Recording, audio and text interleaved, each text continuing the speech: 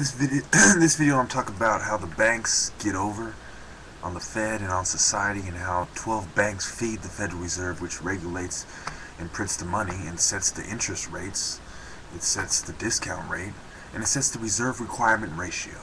You know how they play with derivatives and put back stocks and put options, and how they yeah, that's not a little term I call, how they bet against stocks, so, and betting that they would drop by a certain date, and how they did that on 9/11. Okay, well, let's talk about 1913.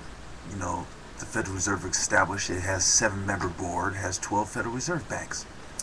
Now, the purchase and sale of government securities is the main way the Fed is going to control the money, and does control the money. You know, the notes, the bills, the bonds. There's also securities that are sold, and they require a certain amount. You know, when I talk about the rate requirement ratio, you know, like say 10%, they require 10% of, they require them to have 10%, and they can loan out the 90. Now, banks, they purchase securities because they're low risk investments compared to the consumer loans, especially during recessions. See, this is what happened, is that the Fed buys the securities, and the interest rates drop, and the economy gets stimulated, right? But the banks, see, as they're regulating the it's like they're working together. These guys are regulating. One hand is regulating the interest rates and the discount rates and the reserve requirement ratio. The other one is loaning the government bonds. And when one goes bad, it depends on the other. And they're working together to take your money out of your purse with two hands, two-handed. They're pickpocketing with you with two hands. So, there's many studies by MDs that have been done that show that fluoride, which is in many things, I saw it in Alhambra water. It says right there, fluoridated water. Fluoride in toothpaste, fluoride in this and that, okay? And when you consume too much of it, it builds up in your body, and it has serious side effects, including cancer and, you know, killing far more brain cells than most drugs out there. So, what is going on here is they're dumbing you down while they're robbing you. You know, that is pretty much what they do in the ghetto. A hustler does, you know, a pimp does to his whore. He dumbs her down, says this is all that matters, is slanging that pussy, none of that important stuff matters, no educational stuff matters. This is what drug dealers do to the crackheads.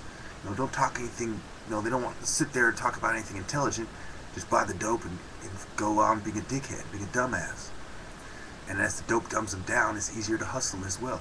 And so it's the same thing with the government. Since they're big-time drug dealers, they're big-time pimps, and they're big-time hustlers and robbers.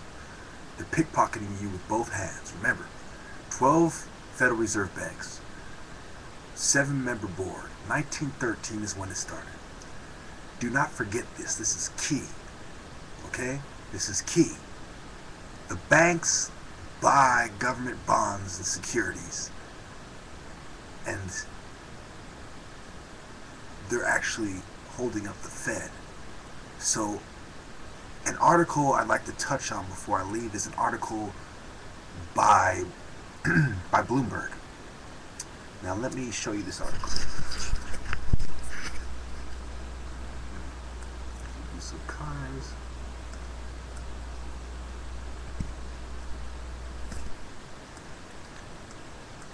It says, foreign banks tapped Fed's secret line. U.S. U.S. Federal Chairman Ben Bernanke, his 2-year fight to shield crisis squeezed banks from the stigma of revealing their public loans, protected a lender to local governments in Belgium, a Japanese fishing corporate financier, and a company part owned by the Central Bank of Libya. Dexia S.A. Dexb, based in Brussels and Paris, borrowed as much as 33.5 billion throughout its New York branch from the Fed's discount window lending program. So, the Feds are bailing out the foreign banks as well, and they have that same relationship with them. And who are the bankers? The Rothschild banking cartel, for instance. Okay?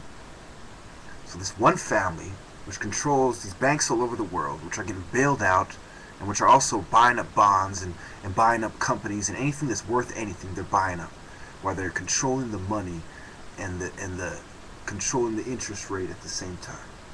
Think about it. This is very basic robbery. See all the different banks, and any banks they don't own, well, we're going to go to that country and fight them and take them over and do them like we did Gaddafi. That is what they're up to.